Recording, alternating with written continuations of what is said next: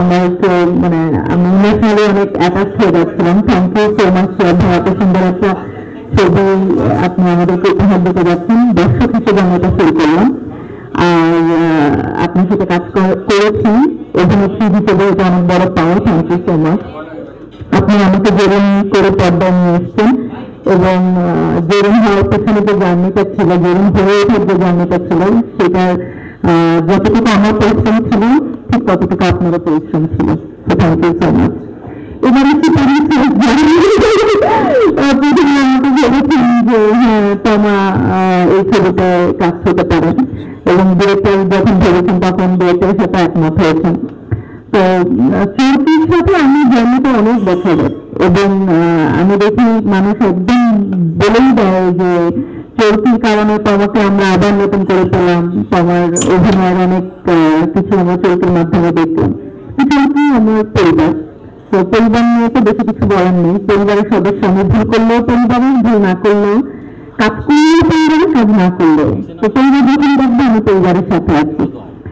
আর সারিয়ার সাথে আলফাই এত বছর পরে যদি আমাকে দর্শক পর্দায় আবার দেখে সুরঙ্গের মাধ্যমে, সেটা শুধুমাত্র সম্ভব হয়েছে আলফাই এবং সারিয়ার সাথের কারণে। তো থ্যাংক ইউ সো মাচ। আপনি একটা সুরঙ্গ দর্শককে উপহার দিয়েছেন এবং সেই সুরঙ্গতে আমি এবং নিশু ভাই আমরা পর্দায় এসেছি। নিশু ভাইয়ের ফার্স্ট ফিল্ম, আমার নিশু ভাইয়ের সাথে ফার্স্ট ফিল্ম এবং রাহিন রাফির সাথে ফার্স্ট ফিল্ম, সবকিছু মিলে অবশ্যই এটা আমার জন্য অনেক বড় একটা পাওয়া ছিল। আর কাকে নিয়ে বলবি? নিশানকে নিয়ে না নিশু ভাইকে নিয়ে? বলো নিশু ভাইকে নিয়ে বলো আর তোমার নিশানকে নিয়ে বলো। আচ্ছা, নিশানকে তো আমি অনেক ভালোবাসি, যেমন আমি মাসুদকে বাসতাম। এখন ওই ভালোবাসার মধ্যে কি পার্থক্য সেটা আপনারা ভালো দিয়ে দেখবেন।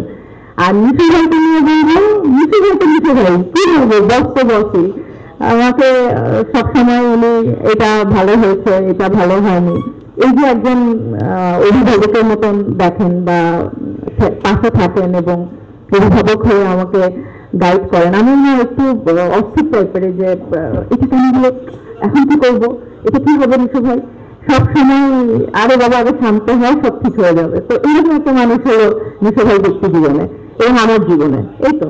এবং এখানে যারা আছেন আমি জানি সবাই আমাকে অনেক স্নেহ করেন, অনেক ভালোবাসেন। আপনাদের সাপোর্ট সবসময় আমার সাথে ছিল, সবসময় থাকবে আমি জানি।